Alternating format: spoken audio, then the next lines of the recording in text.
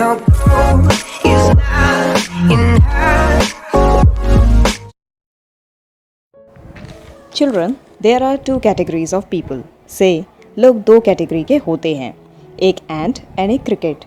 ये क्या था? आप सोच रहे होंगे कि मैम को क्या हो गया? Is she not well today? But wait wait wait guys, today I am all fit as a fiddle. Hello children, today we are about to read our poem the ant and the cricket from NCERT book Honey due.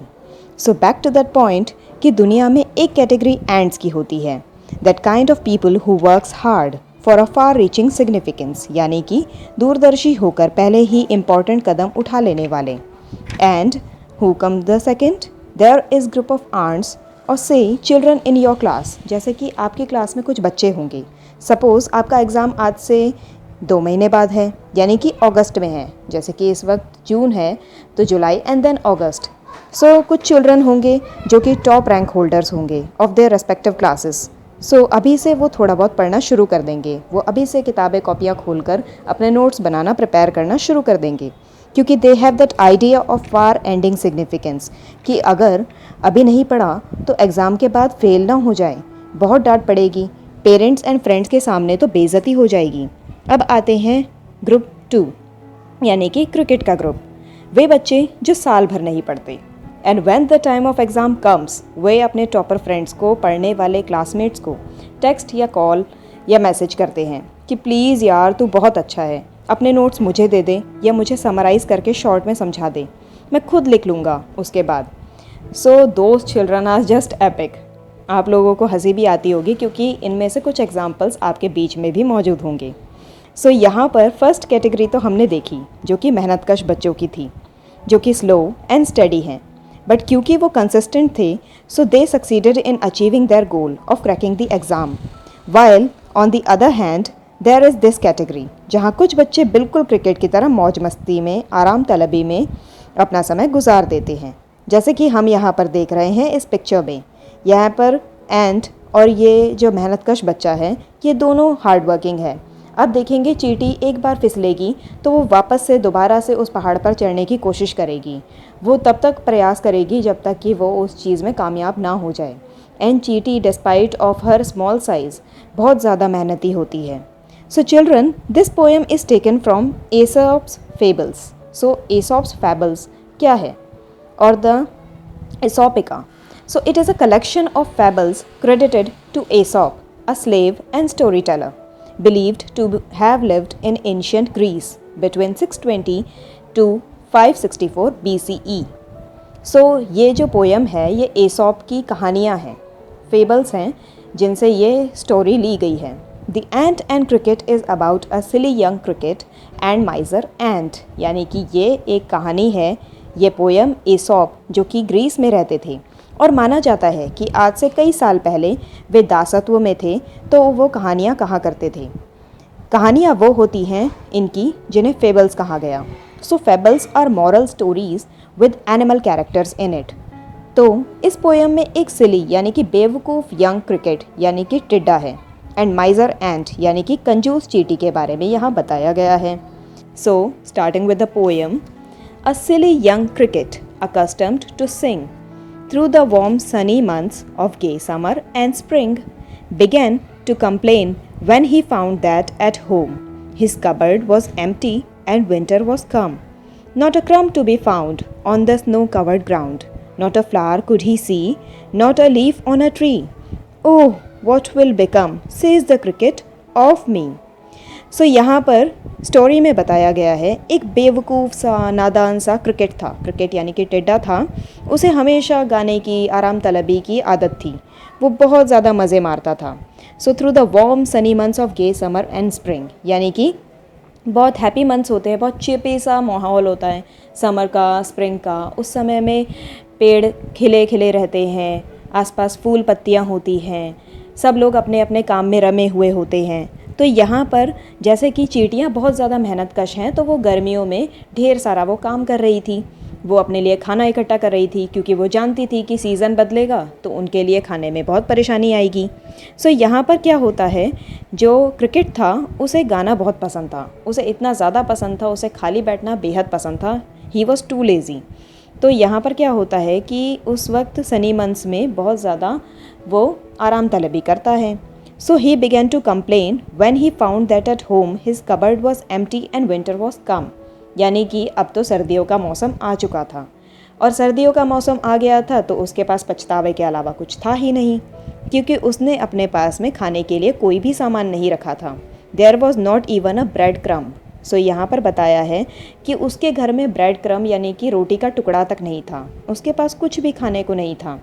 Not a crumb to be found on the snow covered ground, यानी कि जो धरती थी वो बिल्कुल बर्फ़ से ढकी हुई थी। Not a flower could he see, वो आसपास फूल पत्तियाँ कुछ नहीं देख पा रहा था, क्योंकि सर्दियों में तो सारी फूल पत्तियाँ झड़ जाती हैं, वहाँ पर पूरी बर्फ़ गिरी रहती है, तो इसीलिए स्प्रिंग के आने तक तो कोई फूल पत्ती होने नहीं वाली थी। अगर फूल मिल जाते तो वो वही खा के रह लेता, या फिर पत्तियाँ मिल जाती तो वो खाकर भी सरवाइव कर लेता। तो क्रिकेट अपने आप से कहता है, अपने दिमाग में कहता है, oh what will become of me. So वो कहता है कि अब मेरा क्या होगा। At last by starvation and famine made bold, all dripping with wet and all trembling with cold, away he set off to a miserly ant to see if to keep him alive he would grant him shelter from rain and a mouthful of grain.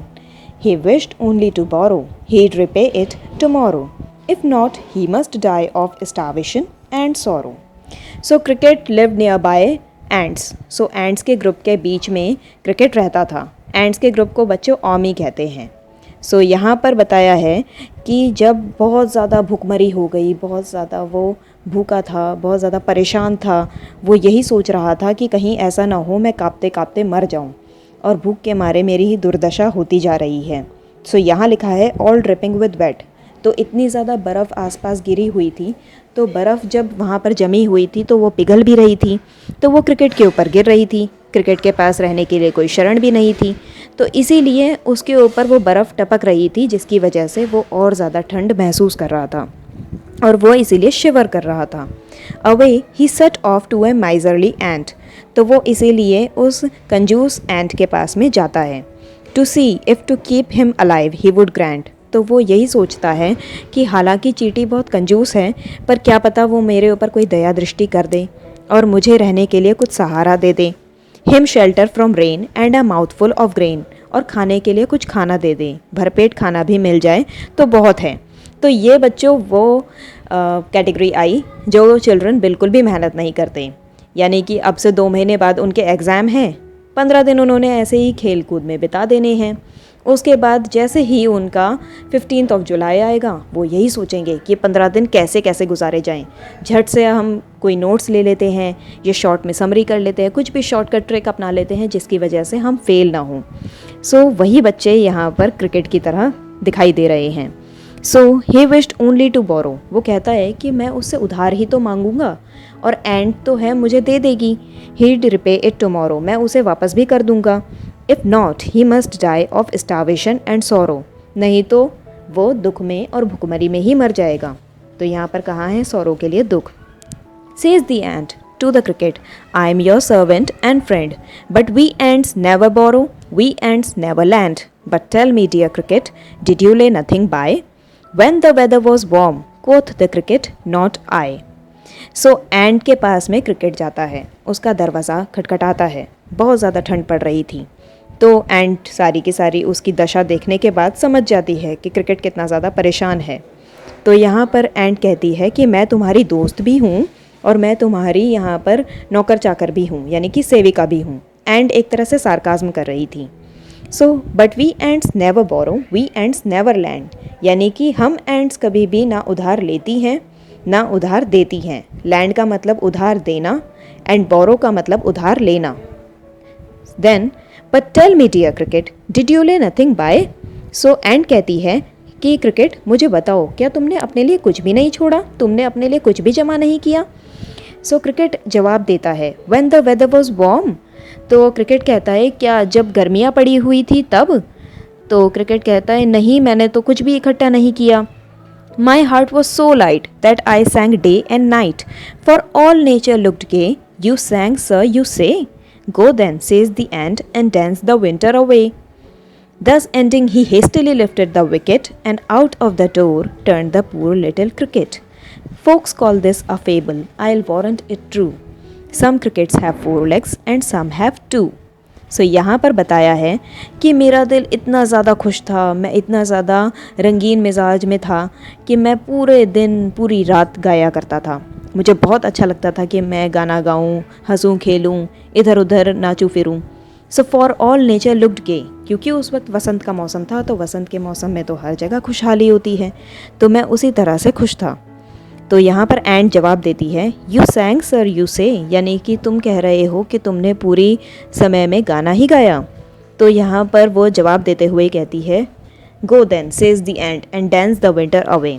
तो इस तरह से सर्दियों में भी नाचते फिरो। अगर तुम तब मेहनत नहीं कर सकते थे जब में मेहनत की बारी थी, तो अब जब खाने की बारी है तो तुम खाना कैसे खा लोगे?